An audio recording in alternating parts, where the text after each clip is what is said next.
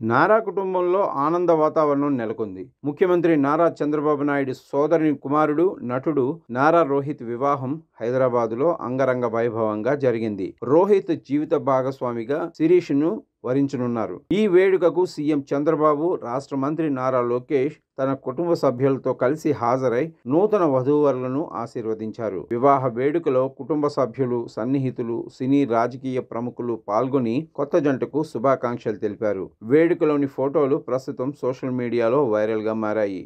ఈ సందర్భంగా ముఖ్యమంత్రి చంద్రబాబు సోషల్ మీడియాలో తన ఆనందాన్ని పంచుకుంటూ, మా ఇంటి పెళ్లి సందడి, నా సోదరుడు దివంగత నారా రామ్మూర్తి నాయుడు దివ్య ఆశీస్సులతో ఆయన కుమారుడు నారా రోహిత్, శిరీషుల వివాహ వేడుకను అంగరంగ వైభవంగా జరిపాం. నూతన వధూవరులకు అక్షింతలు వేసి ఆశీర్వదించాం.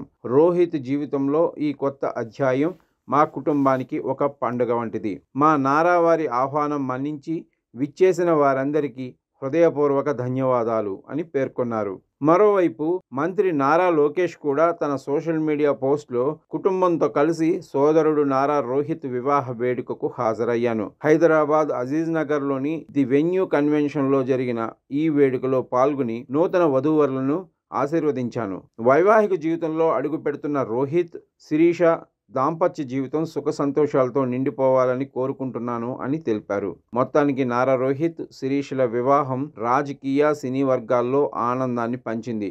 నూతన జంటకు శుభాకాంక్షలు వెల్లువెత్తుతున్నాయి.